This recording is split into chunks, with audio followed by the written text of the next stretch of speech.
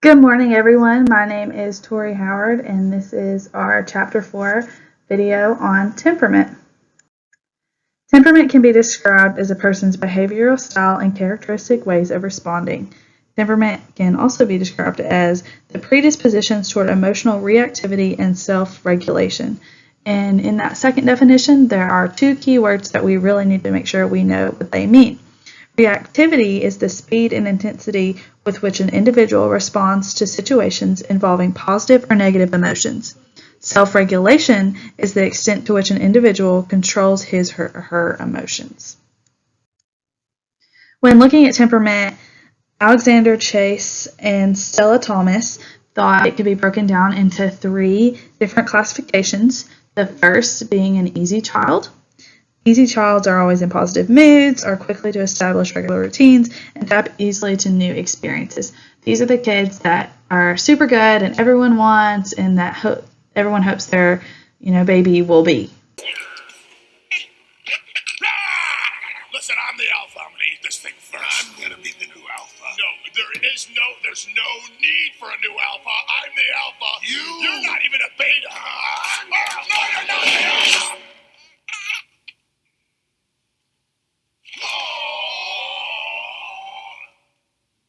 What just happened there?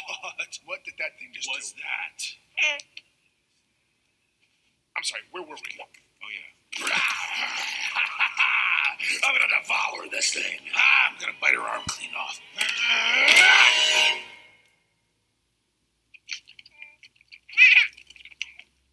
You didn't bite her arm clean off. It tastes like flowers. Okay, stand aside.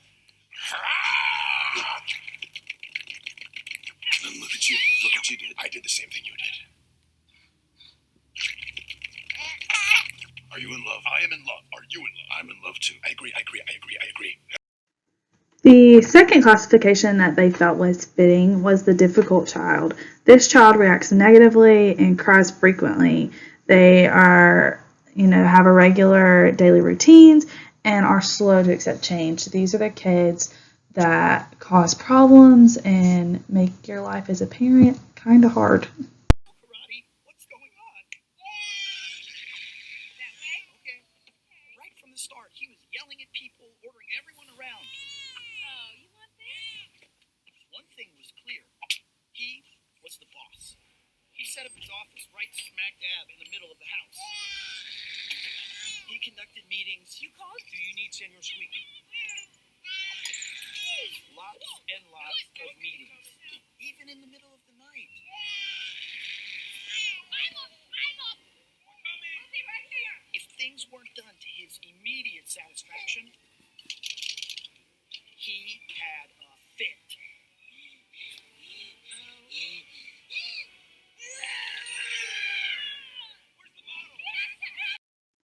The third and final classification that Chess and Thomas came up with was slow to warm up children or child.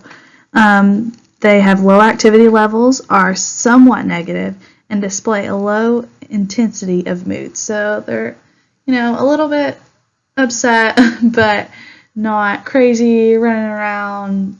They're pretty chill. Where have you been? I got sick. Has Summer said anything to you yet? No, not yet. Well, she said no. She did. But what about that other girl? What other girl? The one that left all that crap on your porch? You mean Deb? Yes, sir. What about her? Well, I asked her out too. What?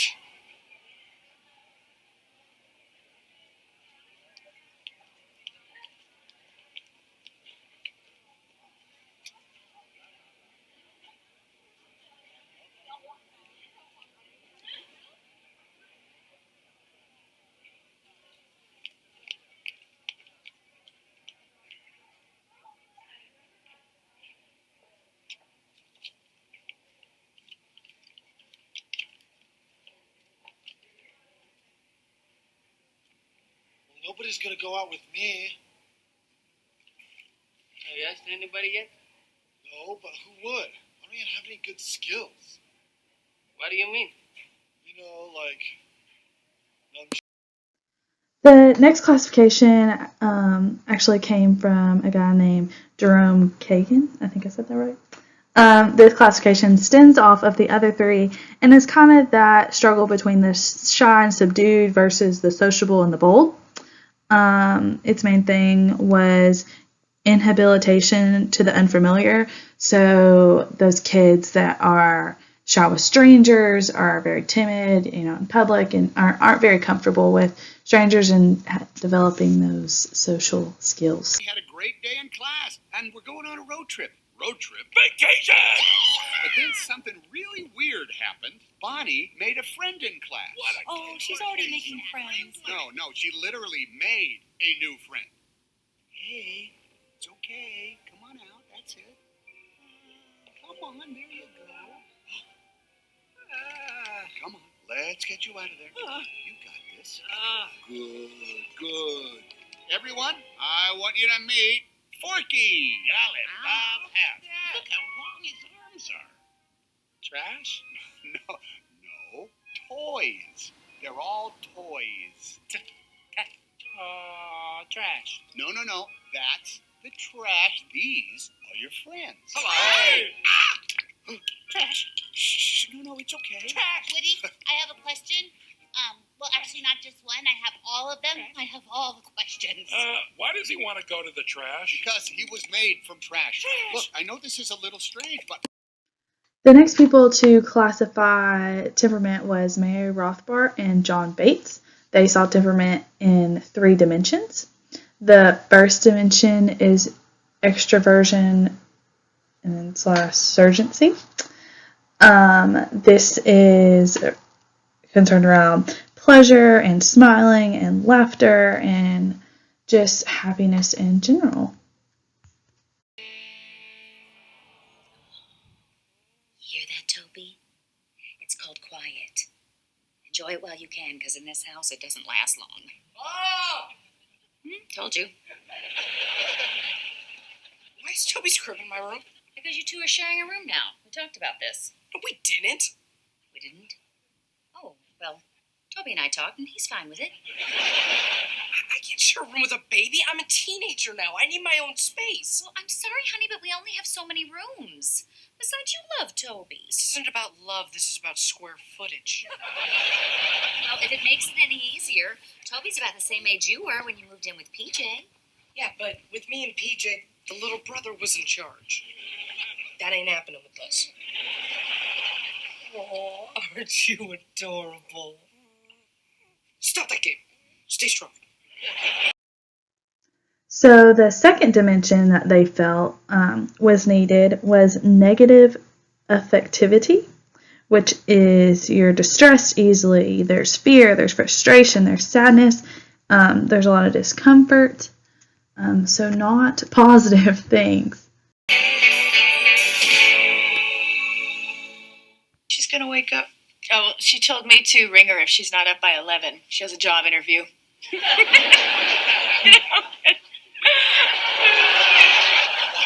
Okay, but the clouds part when she yawns. Oh, God, look at her sleeping. Oh, I love her so much. I think I'm gonna wake her up. Oh, no, Rach, no, you're never supposed to wake a sleeping baby. Well, I can do whatever I want. I made her.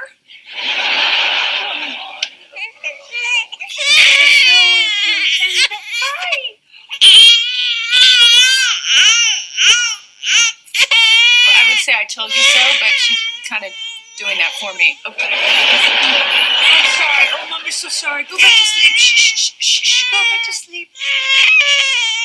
It breaks your heart, doesn't it? It really does. How long do you think we have to stay? All right, well, we already tried feeding her, changing her, burping her. Oh, try this one. Go back in time and listen to Phoebe. All right, here's something. The third dimension that they came up with was effortful control, and it's kind of in that self-regulation category that we talked about earlier. This is controlled arousal, and not all children will always develop this. Peekaboo! No, I didn't mean to startle you, my little baby. Shh, shh, shh, shh, shh. Hush, little vampire, don't say a word. Papa's gonna bite the head off a bird. Abedikuba, I want to kiss your tool. I want to kiss your tool.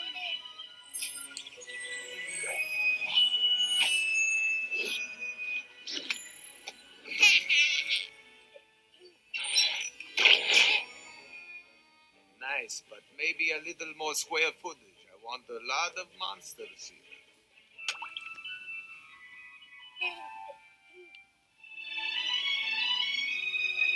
I'm gonna get you, little babies. I'm gonna get you. Right out there. Oh, we never go out there. Ever. And then the monsters ran away and were forced into hiding. But Harry the human found them and jumped out from under their bed. I'm scared. And burned their clothes. And beat their toes. And took their candy. Don't take my candy. Baby Claus, you don't need to be frightened.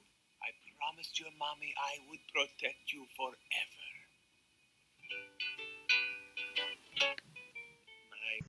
Many children don't just fall into one category of temperament.